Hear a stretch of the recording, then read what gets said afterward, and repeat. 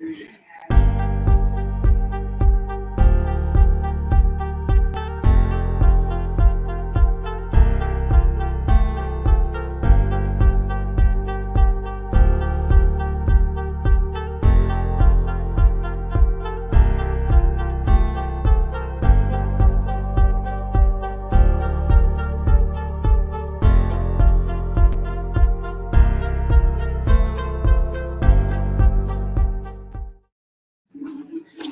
everybody, so it is December 1st and we are kicking off the 12 Days of Page Turners. It is my most favorite time of year.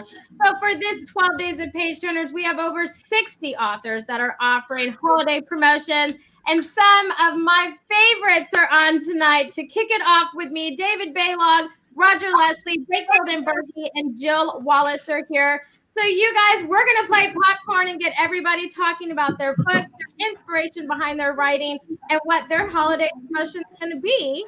And so naturally, first up, I'm going to welcome Roger Leslie to the stage to get talking with me about his holiday promotion and his books and inspiration behind them. Hey, Roger, how are you? I'm doing great, Amy. How are you? Oh, I am doing so good. So tell us a little bit about what genre you write in and what the inspiration was behind you starting to write. So I've been a lifelong writer, and I write in multiple genres. Primarily, I'm promoting my book, My First Last Year, which is a self-help book, which helps people live the life they dream and pursue everything they've ever wanted within a year, so that when they get to the end of their life, whenever that is, they will have no regrets. I love that, Roger. So, I always mention I am your biggest fan and groupie. If I could just follow you around on a tour bus and give you hugs when I needed it, I would definitely do that 100%.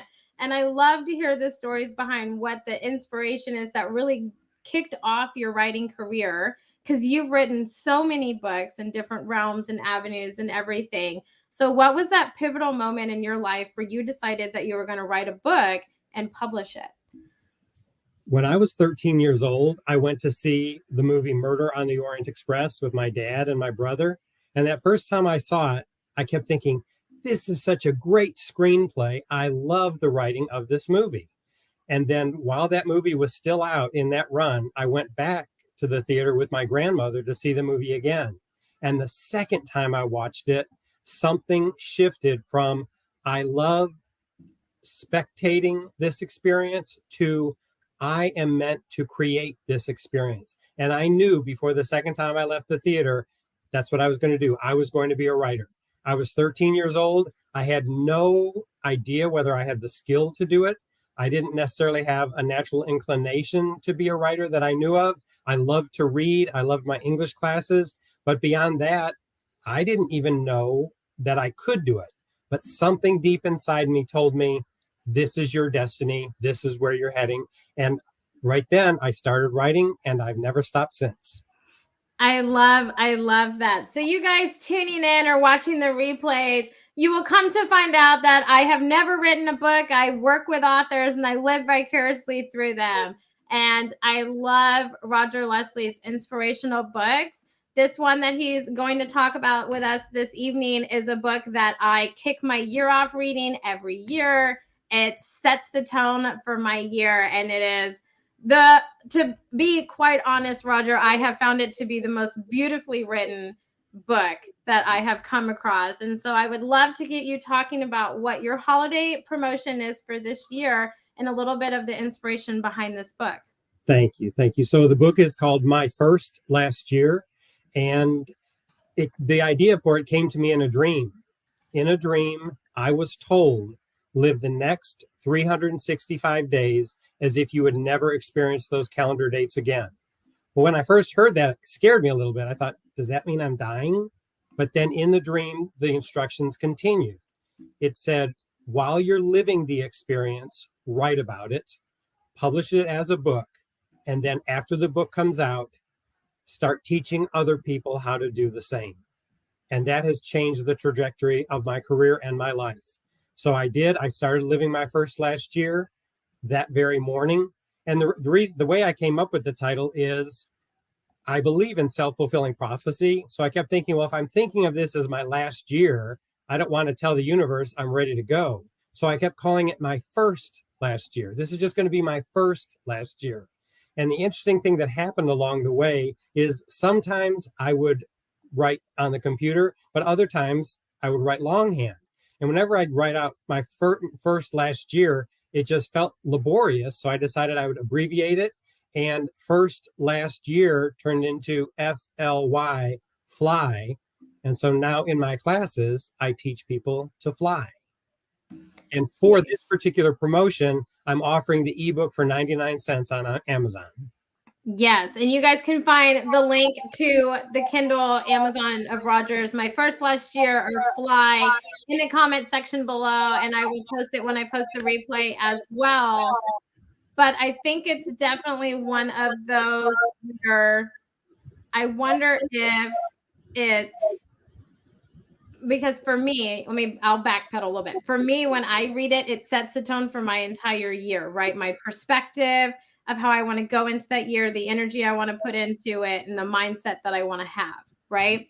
And I love that. And I've always died like trying to ask you this question, and I never get the courage. And I'm just like, well, we're gonna do it tonight and kick it off. Book incredibly difficult for you to write? Like, did you have to step away and then come back, or was it easy for you to just sit down and knock it out? Like, how long did it take you to write My First Last Year? Well, my first last year, as you know, is actually a journal of that experience. So I wrote the book as I was living the experience. So it came about very fluidly.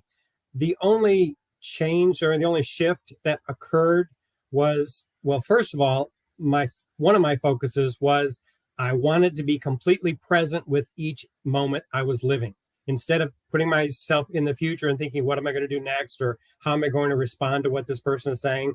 I slowed everything down in my mind and just paid attention and was present in the current moment. The other shift was I focused on remembering the details of what I was experiencing. So when I did have the chance to go write it the next time, I had all the details still in my mind. And that slowed everything down and gave me clarity and perspective that I never had before. And it really made all the difference for me in making it such a fulfilling year. I love that. So, Roger, I know you've written so many books. I mean, you have written books, about movies and so many inspirational books, and you have one that's inspiration to publication for writers. So, how many total books do you have in your arsenal of publications? Is the way I'm going to word that. So, those that I consider officially published and available, there are 15. I have some that have gone out of print, and then there are others I'm currently working on 10 different books at 10 different stages. So it's a little bit mind-boggling and a little bit, it's just like, it's so challenging. I can't wait to see if I'm up for the challenge. So within the next few years, I will have 10 more books out, fiction and nonfiction. Wow. Oh my gosh, Roger, 10 books at 10 different stages. Oh, I don't know. I mean, talk about, overwhelm. I mean, doing an outline makes me feel overwhelmed. I can't imagine 10 books. So can you give us any insight as to what we can expect from you in 2023 with your 10 books at 10 different stages? Are they all going to be inspiration, motivational books, or what direction are you going in? The next book that comes out is called Light Come Out of the Closet, and it's a memoir of my spiritual struggle during my teen years to come to terms with who I am and how that fit into what I was learning about spirituality, which didn't fit into traditional religion at all. So that's the next book that's coming out. And in the meantime, I'm teaching fly classes, and I am a writing coach.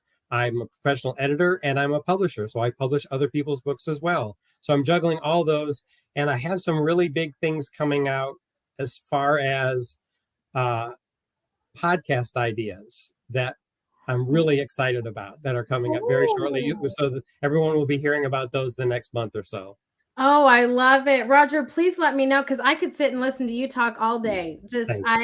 Please let me let me know. One more way for me to get access to Roger Leslie, and I'm here for it 100%. But Roger, thank you so much for being a part of the 12 Days of Page Turners, and for coming and hanging out with my crazy self, and for doing your holiday promotion, which is You have My First Last Year, the ebook at 99 cents. You guys, the link to get that is in the comment section, and we will repost it along with the replay all throughout the 12 days. But Roger, thank you so much for joining me this evening. I love it. I want to acknowledge you, Amy. You follow your heart, you follow your dreams, and as a result, you're creating events like this that are helping so many people make their dreams come true as well.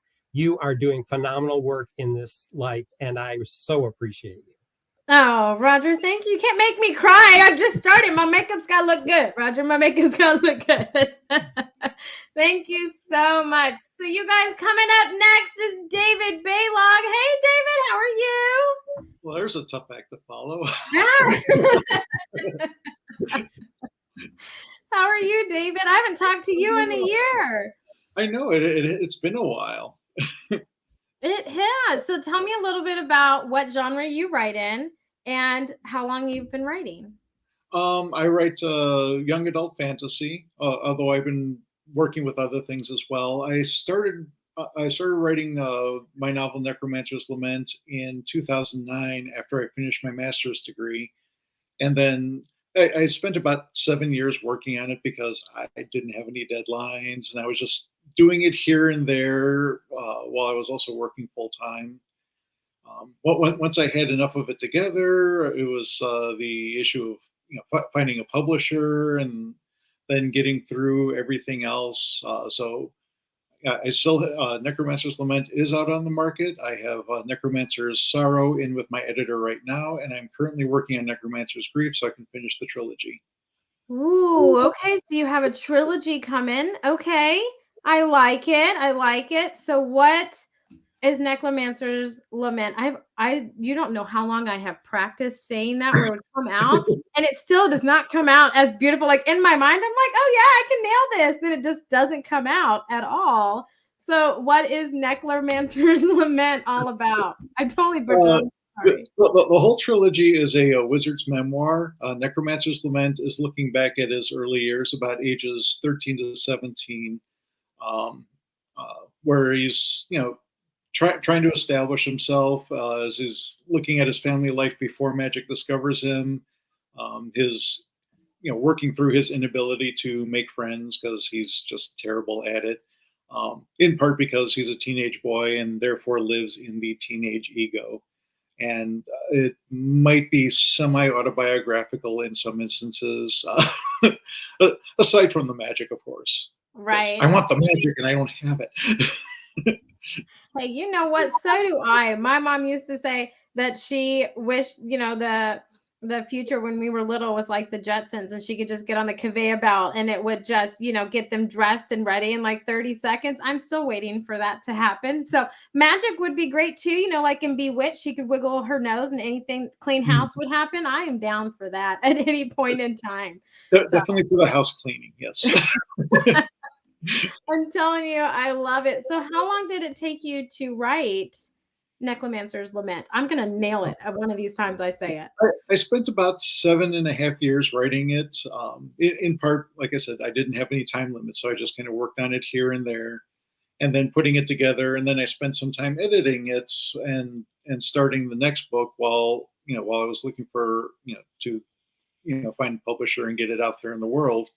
And I started with Rock Hill Publishing, and I'm currently with Little Lion Press. And I spent probably about 4 years working on Necromancer's Sorrow, and I'm speeding things up with each iteration. So I'm hoping, by middle of next year that Necromancer's Grief will be all put together, and then I can start moving on to other projects, which I've also been doing some short stories. I've been working on a memoir that every now and then I pull that up instead of doing. I keep promising myself and everybody else that I'm going to finish the trilogy first, but every now and then I have to pull up my wife's memoir and work on that as well. Yeah, because that's what I was going to ask. What's next for you? And so you mentioned your wife's memoir. So how is that coming? Is that something that you're just doing in stages when you have time, or you plan to release that next year? It's something that's been going in stages. It's sometimes if the inspiration strikes to write that more so than than working on the trilogy. Then I have to go where my muse directs. It'll probably end up be a novella. I don't know exactly what the final form is going to be yet. It's mostly just looking at her last couple of months and you know getting into our relationship and just how everything fades out. Yeah. I guess. So do you find that, because I'm sure that that's really challenging to write, but do you find that somewhat refreshing from switching between, such fantasy and fiction to going into a memoir? Or do you find that to be much harder than working on your series? A little bit of both. Working on the trilogy is more intellectually challenging, and working on the memoir is more emotionally challenging. So if the emotions are too much, then I have to switch back to the fantasy. If the fantasy is too much, then I slide back into the memoir. Okay, so you bounce back and forth. See, okay, so what kind of writer are you? Because, see, I feel like if I was like you or Roger working on so many books at the same time, I would just go insane. But outlines make me go insane. So obviously I can't plot. Okay, I got to be a free spirit and just willy-nilly it, I guess. So how is your writing structure? What's an outline? Oh, okay, you're my kind of people. Okay, I like it. I write completely according to what my muse directs at any given time. So I don't necessarily write in order. Sometimes I'm just writing scene work. Sometimes the scenes will grow into a chapter. Sometimes it just sits there until I build up to whatever connects to it next. I describe it like raindrops on a windshield. I write a little bit here, a little bit here, and if two drops get close enough together, they glob into a bigger drop, and Oh, I like eventually pull them together of chapter-sized raindrops. Oh, I love I've never thought of them like that. Like, I love that. I heard one earlier and it was like, you clean out the cupboard thinking it's done and then it's full back up, and I was like, that's a good one too. Like, who doesn't do that? And then you put stuff back in and you're like, what? It was just clean. I liked it clean. So I've never heard of the raindrop one. I find that, oh, I love that. I'm going to use that. Like, I'm going to go tell Josh this afterwards. So what I know. I'm telling you, I love doing these. I find so many like nuggets from you guys. I absolutely love it. So tell me, what is next for you? I see you going to all of these Comic Cons and getting out there working your book. So what kind of experience is that? Are you going to continue doing that in the future, or Oh what? yeah, I love doing the live shows, and especially at this point in my career, it's the only way to let people know that I exist. Um, I think about 4 million books were published last year, so it's like hitting the lottery for anybody to find us randomly on Amazon or any other book thing. Right. Uh, so it's just getting out there, getting face to face with people. Mostly, I stay in Northeast Ohio because that way I don't have to pay for a hotel. But I do venture off here and there. I've already scheduled something for Indianapolis and Louisville for next year. Do I have anything else further out? I think mostly I'm staying in Northeast Ohio. But yeah, I have to stretch out every now and then. Work my way into new markets. Right? No, I totally understand that. So look, you came to party with me and my crazy self. I love it. I'm so I'm always grateful happy to party with you. I'm so grateful for you. So tell us a little bit about your holiday promotion that you have going on. The ebook of Necromancer's Lament will be dropping to either 99 cents or 1.99. I contacted my editor again earlier today, and either she hasn't done it or Amazon hasn't done it yet. So sometime in the next couple of days, it should be dropping. Which dropping it for the season, plus also as that jumping off point that buy it now, read it now, and then with Necromancer's Sorrow coming hopefully by midwinter, early spring, then this is a good jumping on point for everybody to read book one, because book two is hopefully right around the corner. Oh, I love it. I'm so excited. So do you have to read your books in order, or are they also a standalone at the same time? I try to make them a bit standalone. I reference back to the to the previous book, just so that people don't have to necessarily read them right away, because it's easy to lose.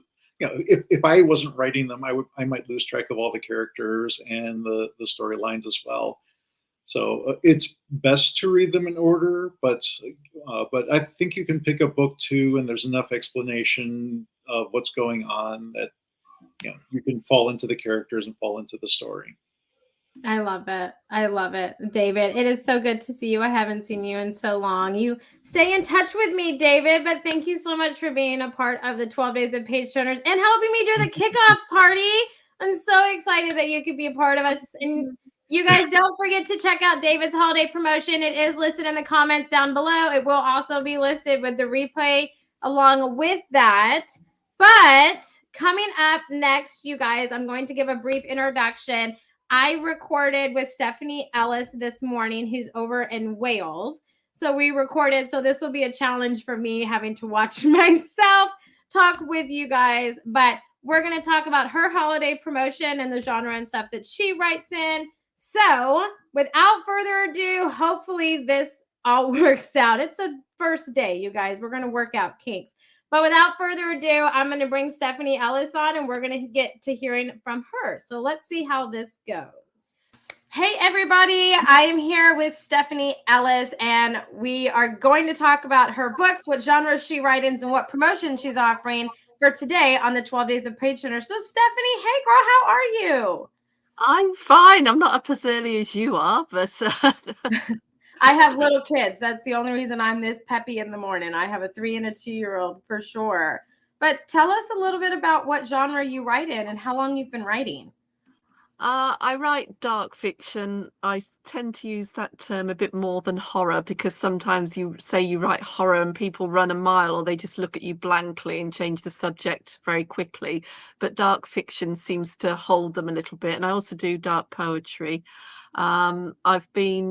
I would say in dark fiction, it's folk horror, gothic, a little bit of dystopian as well. I've been writing since my late 40s, beginning of 50. I was getting published for the first time. It's been a late start for me. I've always been a reader. I've been reading for as long as I can remember. My mum used to take books away from me and send me outside to get some fresh air. But then later in life, after I'd been working as a librarian in schools and reading some of the work there, I thought, well, I'd like to try writing. And my kids were getting older, so I had a bit more time, and I'd scribble away in the corner. But only in my late 40s, as I say, around 50, did I start sending work out to be published or to try and get published. And somehow or other, I seem to have hit the right vein of what people want. I started getting things out there. I get rejected, yes, but I get accepted as well. But it's this fact that I am a later writer that I do try and push. Whenever anyone talks to me, I will say that. I mean, I'm 58 now, and I will mention it till the cows come home, because I know there's a lot of people out there, especially women, who are tied down over their lives with careers and children and everything else that is thrown on their shoulders. And they get older and they got more time, and they think, well, it's too late for me. You look at the pictures of other writers and they're young and glamorous and there's no one wrinkly or grey. Well, I thought, here's me. I'm here to change that. I'm wrinkly, I'm grey, and I'm writing. Oh, I love it. And no, Stephanie, I think you look great. I'm definitely one of those, like, moms. I have my kids, and I have, my business, Abundantly Social, and then, throw my husband in there and my house. It's just a hot mess of a moment. But I was going through your website, and holy cow, girlfriend, you have written so many books. Like, I'm just hands down to you. It's incredible. And I love how when you talk about it, because I know that you started later in life, as you mentioned, but you light up when you just talk about writing. And I love, like, that's so refreshing for me, because it's not like, oh, I have deadlines and it's so stressful for you. You do it because you just enjoy it. And I find that so refreshing and just incredible. So where are you located? You're over in the UK, but where exactly over in the UK are you?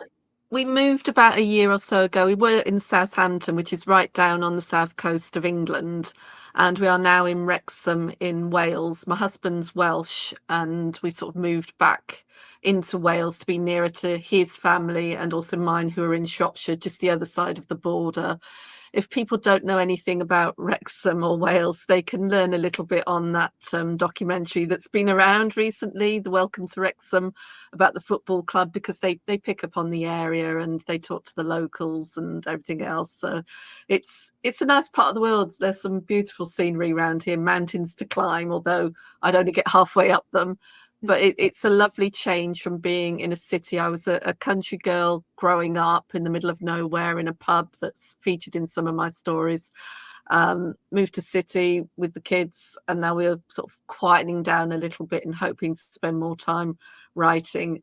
But I don't know how I worked and did everything else and wrote at the same time, because I'm writing now, but still my time is taken up with formatting and proofing and editing and all that sort of thing. And you just think, Yeah. where's that time gone? It's like a cupboard that you empty and you think, great, you've got space.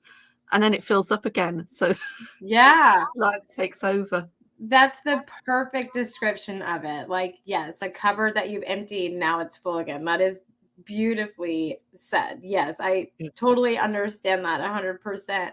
So, do you like reading dark fiction? Is that why you write it? Or what's the story behind you dabbling into dark fiction? Uh, I've always liked darker stories growing up. I've said recently quite a lot that Dickens is one of my favorite authors, and Yeah. reading the older works, there is a darkness to them, a darkness to the social side of life. I didn't get into the horror sort of genre very much until late teens, early 20s, and I went down the road of reading Stephen King and Dean Koontz like everybody else does. But I didn't get into the indie genre either until I found it when I was writing. There's I used to get the magazine, I think it's Writers News I used to subscribe to. I thought I'll try and find somewhere to send my stories. And there was this little call out for a potato anthology. And I wrote a story called Death is Not a Potato, which is still unpublished, but I've reread it recently and I still like it. It's set in Leningrad during the siege when people were starving, but it wasn't classed as horror enough. But the publisher at the time said, send something else for our next call. And I did, and I got published that way. But from that, I started looking online and I found Horror Tree, and there were so many submission calls for dark stories, for horror stories, and I found I enjoyed it. I had so much fun giving these people who are so horrible their comeuppance. You know, in real life, you see people get away with things, and I think there's a helplessness about that these days. You think no one will ever listen to you, but in the story, you can have somebody doing something horrible, and then they can be punished. So it's your way of putting things right in your own world, and I quite enjoy that. Oh, yes. No, that is very true. You control what happens, right, in your story. So, speaking of that and the why you got into writing and the genre that you write in and why you do that, what kind of writer are you? Are you a plotter? Are you a plantser? Do you do both? Are you just a free spirit and you just do it? What is it like for you when you sit down to write? I'm very much a free spirit, as in a pantser. There is no outlining, no plotting, nothing at all. I'll come up with a character in a situation and then I just put myself behind their eyes and I walk with them and things start to happen and I just write and write. It's usually about three quarters the way through that an ending occurs to me, and then I'll head that way. Sometimes I'll be writing and I'll know that I want to get to a certain point. There's a scene that I know and I'm finding it hard to get to that point. So what I do, I then go and write that later scene, then go back earlier and start to link it up. But then I might think of an even later scene. So then I'll write that bit and then I come back. So I'm just going around. I'd be a nightmare for anybody who'd tried to watch me plan something. You know, there's no Yeah. planning at all. But to keep I don't suffer from writer's block. It's just trying to link things up sometimes. So I do write the scenes that are in my head, and then I go back through and smooth it over. And I find that quite an easy process, but it is anathema to a lot of people. Oh, see, I feel like if I ever was to write a book, I would be just like you and just write, it would be like sporadically, I guess, and like as thoughts come to me, and then I would figure out a way to blend them together. Because outlines stress me out. Like ever since school, outlines and like having to like detail what each paragraph's going to be like was so stressful for me that I was just like, I cannot do this. Like I am obviously just not an organized person like that. We're going to go this route. You know, I'm a lot better just kind of, you know, winging it in a sense. Is I thrive in that environment, which is so weird, but I love that. So it's nice to meet someone else that does the same thing. Like I love it. Welcome. Hi. I absolutely love it. But I know this holiday season that you and your publisher are offering a holiday promotion around your book. So can you tell us a little bit about what you guys are offering? Yeah, Brigid's Gate Press are offering 99 cents for all ebooks that are currently published. I believe there may be a print discount as well, but they will discuss that on their own particular slot. So in terms of my books, you will find Five Turns of the Wheel, Reborn, which is the sequel. Those are both folk horror novels. There is Paused, which is a bio thriller novella, and also Bottled, which is a gothic horror novella. So there's a variety there. So depending on what your taste of horror is, you can pick those up for 99 cents each. No, I love it. Can you tell us a little bit what the difference is between folk and goth in terms of like horror and the way that you wrote it? Well, gothic, it's all about secrets and darkness and people to, you know, spooky moors and castles. It's this secretive aspect and the darkness in there. Folk horror is very much about traditions and how those traditions have been subverted for whether it's demonic or occult use. You get strangers coming into an isolated area and they will see things aren't quite right. There's always something that's not quite right. You can't necessarily put your finger on it, but it's very much a subversion of what I call the pastoral idyll. Everyone thinks of the countryside as being this lovely, harmless place, but it's not necessarily. There's what they call a lot of fiends in the furrows. Things that look harmless aren't. There can be death and destruction and all sorts. It doesn't have to be rural, but it is very much written in that particular vein. I do tend to set mine in the rural area, although I am trying to do a post-apocalyptic sort of folk horror. I think that would be good, but it's very hard. I think the story that I wrote for that, I actually demolished the city to achieve the rural aspect again. Oh, okay. I'm here for it. I love those kind of stories. Like I like, you know, horror, psychological thriller, suspense. Like that's my realm. So your books are totally up my alley. So I will be taking advantage of the promotion that you and your publisher are doing.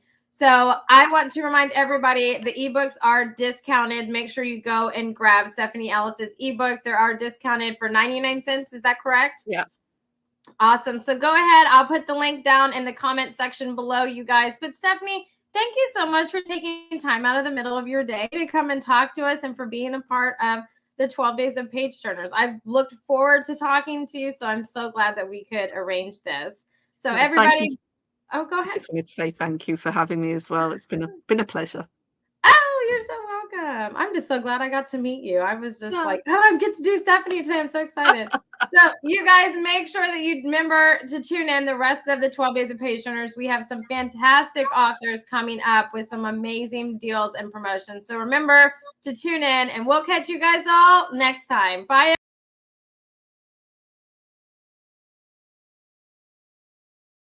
And having yourself muted. The hardest thing is watching yourself, and then you find that you laugh at yourself and you relive the moment of the interview that you did earlier today, and you come to talk and you're muted. Okay, so that is just comes to show that you never know what to expect on the 12 Days of Page Turners and what's going to happen with the awkward moments that Amy lives and thrives in. But I'm going to welcome up our next speaker and guest author, which is Jill Wallace, I hope I pronounced this right. I've been trying in my mind to pronounce it this whole time. So, Jill, hey, welcome to the 12 Days of Page Turners. How are you? Thank you. Thanks so much for having me. Oh, it's lovely to be here. Of course. So, tell us a little bit about what genre you write in and how long you've been writing. I'm in historical fiction. My initial books were historical fiction or are historical. Both were inspired by true stories.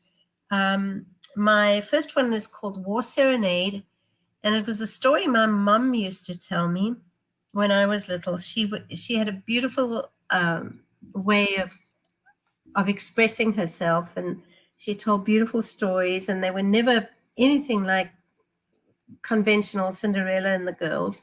They were always offbeat and kind of Roald Dahl-ish. But the one that she told me that I really loved was about friends of my family who he was an opera singer before the war, and he was then conscripted to fly and fight for the Germans as an Italian. And he was shot down over North Africa and became a prisoner of war in South Africa because he was shipped down to South Africa, which was a British colony during the Second World War. So, and there he saw my auntie. They saw each other and they had this connection, and it was so vital, so brilliant that they had to find a way to see each other. He was a prisoner, she was on the opposite side of a war, and they had to find a way to see each other. And he would break out of the POW camp, which was fortified to the nth degree, and they used to sneak little rendezvous, and he would break back in again.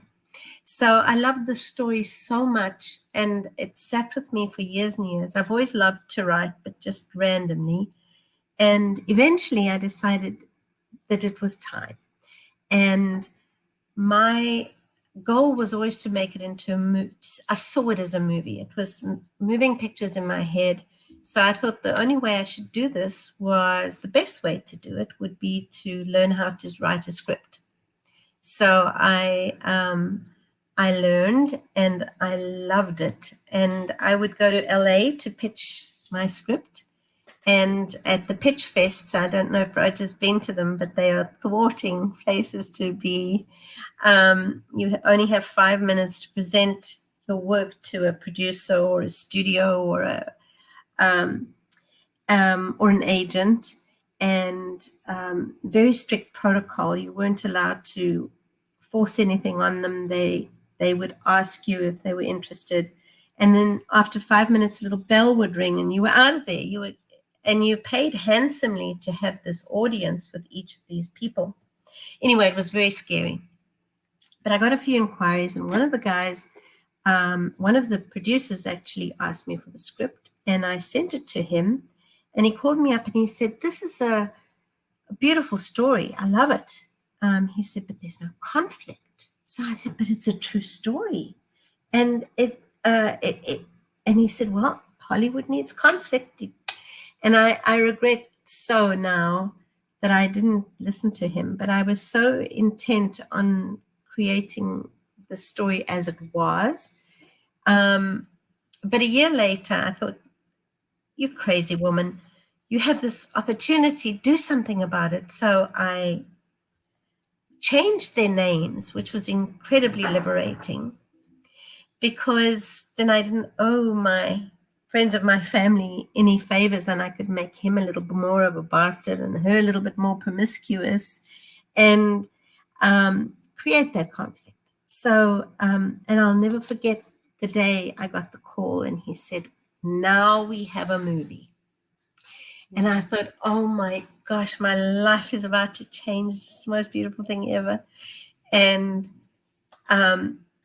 we worked together for about 8 months, and he'd gone to AFI, which is American Film Institute, to garner some money people. And he called me up and he said, "I have 3 who are super excited about this movie." And the next call I got was from the director, who let me know that he had passed away very suddenly. And with him, my dreams. Not that my dreams were more important than his passing, but you know what I mean as authors, I'm sure. And so I was devastated. And about 6 years, I left everything. 6 years later, I got a call from the director who'd been involved, and she had a South African film company who was interested. So they took an option on the script for a year, and it was very, very thwarting. There was so many. It's very much a collaborative medium, and it's a strange environment to be in when people aren't agreeing, and it was a hard time. So I was moaning and complaining and feeling sorry for myself to a friend of mine who is a well-published author, and she said, to hell with them, write a book. And I said, kidding? She said, no, write a book. Well, I did, and it took me 3 years. And it was fabulously fun because I got to have my characters think, because you're not allowed to think when you're writing a script because it costs too much money. And in those days, you couldn't possibly have a voiceover because that was box office taboo. So I got to have my people think. And then the book really wrote itself, because just as you were describing, actually, Our Lady from Wales described that so well, that the characters tell you what it is that they want to do. And David did that as well. They guide us. So this became a whole different trip, a whole different journey, but it was wonderful. I enjoyed every second.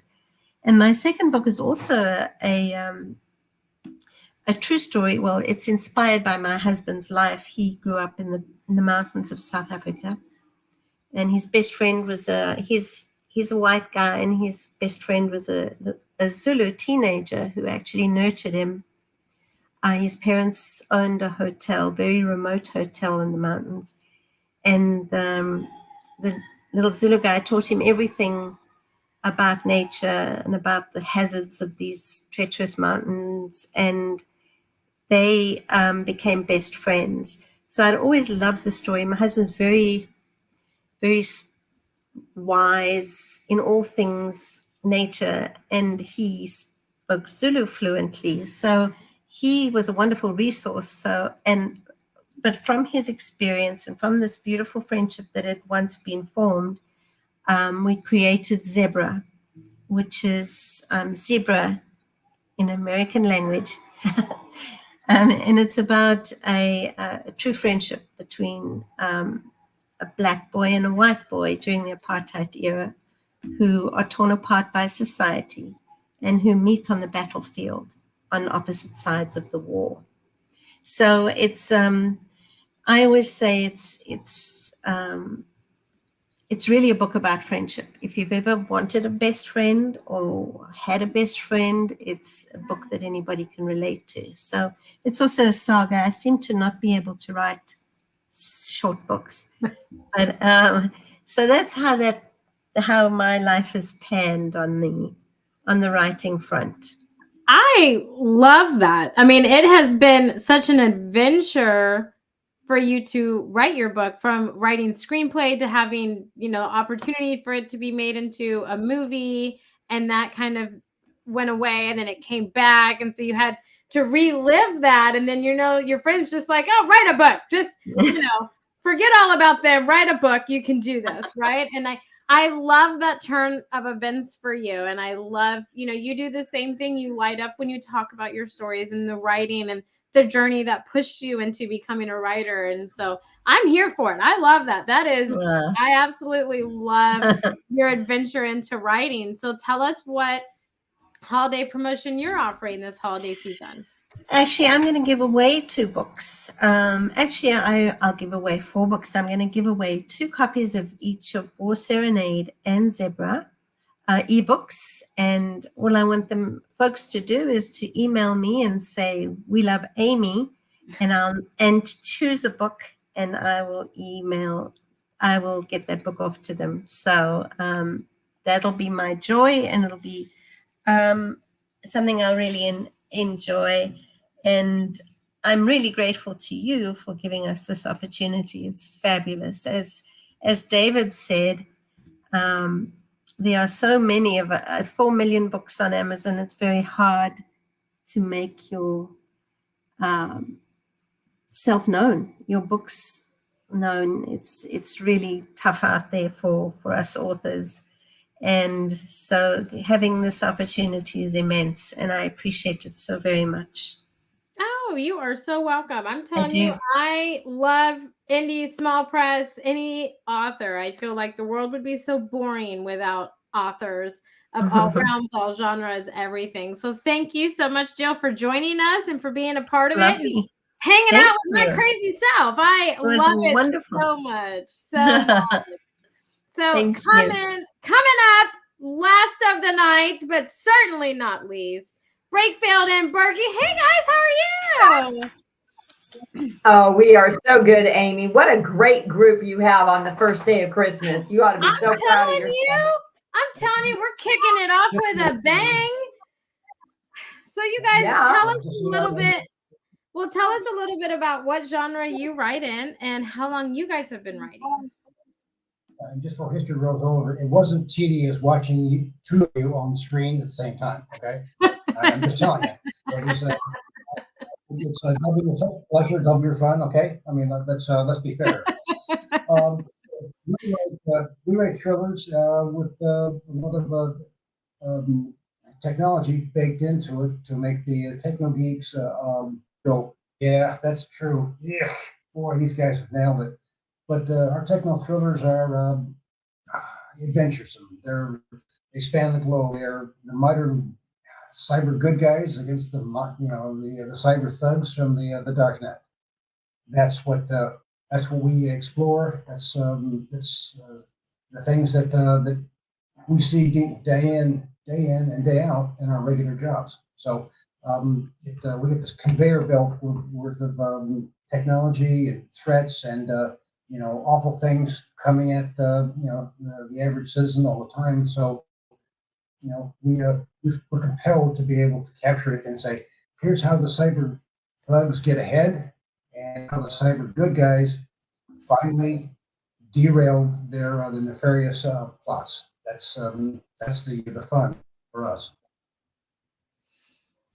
I love that. I feel like especially with, cyber threats and stuff that are going on and seem to be getting worse each year, I feel like definitely, reading your books and stuff would help you with that. So how long does it take you guys to write a book? I mean, I know you guys have so many in your series. So how long does it take and what is your writing process like? Well, not like Roger. We don't write 10 books at once, but I will tell you, we write one book at Mach 1 with our hair on fire. Okay, I mean, we use spreadsheets to be able to capture the stuff that we thought of that morning after the fact. So yeah, we sort of plan things out. Yeah, we sort of run willy-nilly, to use your term. That's a technical term, by the way. To be able to create something that, and it's amazing to hear, the other authors on here saying the same thing.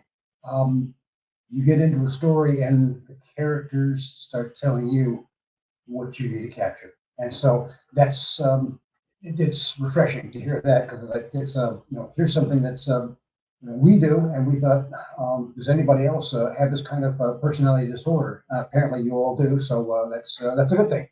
That's why we're all friends here on this show. But we do keep track of everything on spreadsheets. We, as co-authors, it's a little bit different because we're not in the same place physically, and so we do share things electronically. And we kind of create an outline.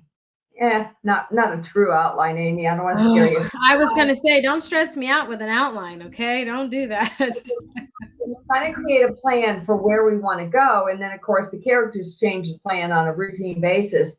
But we have a habit of each writing a chapter and then exchanging it to get the common wording for the characters and to make sure that the characters being true to their places in the story. So when we're done, we've smoothed it to the point where it's almost like one voice. It's very, very hard to tell who's written what portion of a book. Well, it's horribly distracting to take on a book and say, this is the voice. This is somebody different, and this is and it's aggravating. So we spend a lot of time using our patent pending technique of literary of batting the chapters and the characters back and forth until they get polished and honed, and even the editor will come in and say, which one of you wrote this? And the answer is always, yeah. It has to sound like a single voice that's telling the story, and it's a distraction to have it any other way. So, the mechanics to be able to build that, we're going to have a very fine piece of machinery to be able to create a good story. Okay, a great story. How about that? A great story. And to David's point, we try to write each story so that if we only get you for one book, you'll enjoy it. You won't have to read the entire series. But yeah, they are richer if they're consumed in order, because the characters build, the characters evolve. We whack some people. Okay, fine. The people that take us off and early in the career. Yeah, they make great bad guys for us to be able to eliminate. My favorite is using a hand grenade for one that really, very satisfying. Very satisfying to get eaten with. It takes around 6 to 8 months for us to write a story, and a novel. We do short stories in between. We've been writing short story backstories to characters that are in the novels for several years now, because sometimes a short story background does not fit into the novel. It's out of place, and so we've broken those apart to do backstories and short stories. So there's kind of a variety. If you want to taste a little bit of Brakefield and Berkey, you can do it with short stories, or you can get into the entire novels, which are standalone, but they are richer because the characters do evolve over time. They grow, and they get old, and they grow. Well, they retire, but they don't. They're good. They're good. The good ones, we let them bow out gracefully, except for the ones that get thrown in jail for doing naughty stuff. That's a different issue. But I'm just saying. I love it. So what was the moment that you both decided you wanted to write a book and you wanted to write it together? Because you guys write together your novels. So what was that moment where you're like, we're going to do this, and then, the rest is history because you have so many books and stuff out. But what was that moment that you realized that? So we wrote technical books for a long time for companies and white papers and nonfiction. And it was, it's like watching paint dry. Okay. So Charles said, we're not going to write anymore. Sorry, I'm going to take my marbles and go home. And I went, fine, go ahead. So we kind of plotted out. Well, I kind of plotted out the first few chapters of the first book of fiction because, technology is a really cool thing, but it does change really fast. And so having it be a fiction, it allows us a chance to use it as an underlying problem and yet have characters that are rich and evolving and maturing and doing all sorts of fun, crazy things all over the world. And so I took him a few chapters of the very first book and I said, read this. And this is one of the few things we can do where we can kill people and not go to jail. She had me at that stage.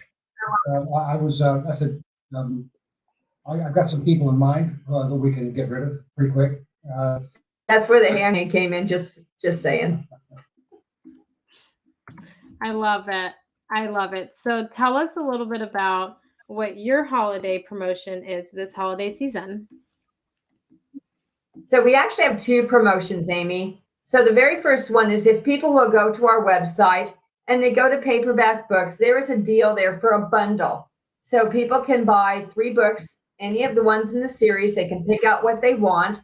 And if they do it between the 1st and we'll go to the 13th of December, we will add in 2 of our short stories with any of those. We'll ship them anywhere in the United States for no charge. Sorry, Jill, but I can't afford to send them to Wales. I just can't. No, South Africa. South Africa. But anywhere in the United States, we'll send them for free, and 2 short stories. Or, short story only an ebook. Yeah, just to make sure you articulate that correctly. I'm sorry, I was almost not accurate. Okay, so however, anyone who is listening to the show between the 1st and the 12th, who sends us an email to our and visits our website, we'll give a free ebook to them. Nice. Do you want anything specific in the email, or you just want them to email you?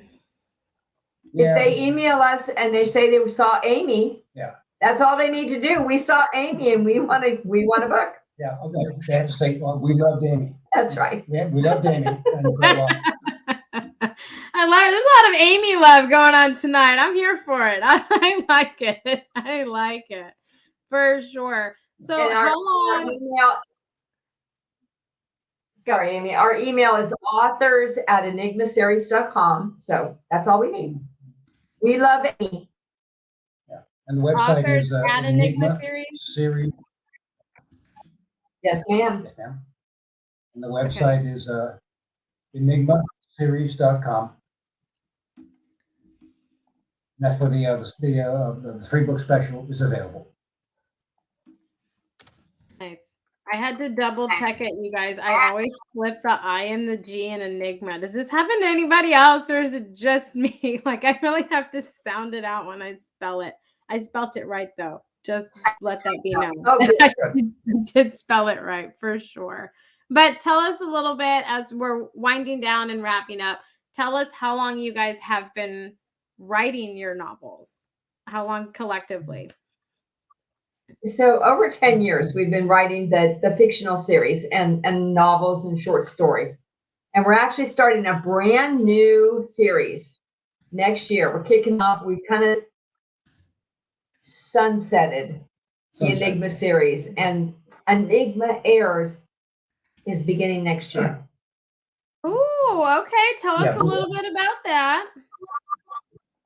So the Enigma Airs is the next generation of the R group, and how they fold into this world of information brokerage, how they help governments, corporations, cities overcome the cyber hacks and the cyber bad guys that are pushing the envelope, demanding ransomware, Bitcoin for ransomware that's deposited on their equipment. It hit home close to us here in Dallas. The Dallas Appraisal District got hit with a ransomware and took all their stuff offline. And of course, we're arguing at the point in time with them to be able to say, no, that's not what our taxes should be. They said, well, we can't verify that because all of our computers are held hostage. So very real technology adversaries that we really like being able to beat them at their own game. Of course, the trouble with fiction, right, Amy, is that fiction is different than nonfiction, and the reason is that the fiction has to make sense. So that's the important difference when you're writing between the two different platforms. Roger, you can quote me on that if you want. Because we know reality.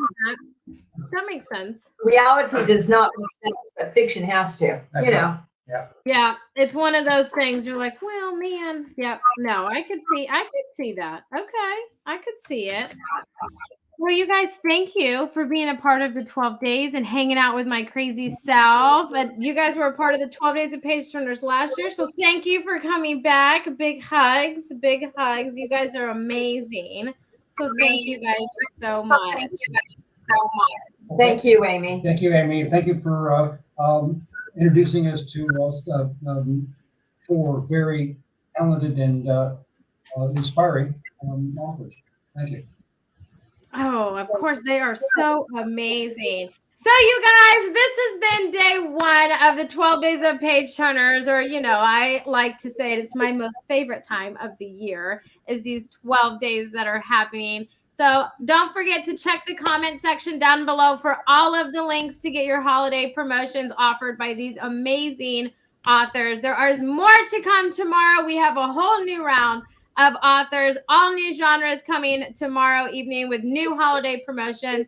But you guys remember that the best gift you can give anyone is the gift of a book. It takes them out of reality and lets them escape and get away. And it is definitely the gift that keeps on giving, because they can reread it, they can give it away, they can pass it down and spread the word of these amazing authors. So you guys, thank you for joining us on the day 1 of the 12 Days of Page Turners. Go and support these amazing authors. You guys, thank you so much for coming and joining me tonight, offering these holiday promotions. You guys are amazing, and I love you guys so dearly. So you guys, we will catch everybody tomorrow night at 7 p.m. Central. Bye for now, everybody.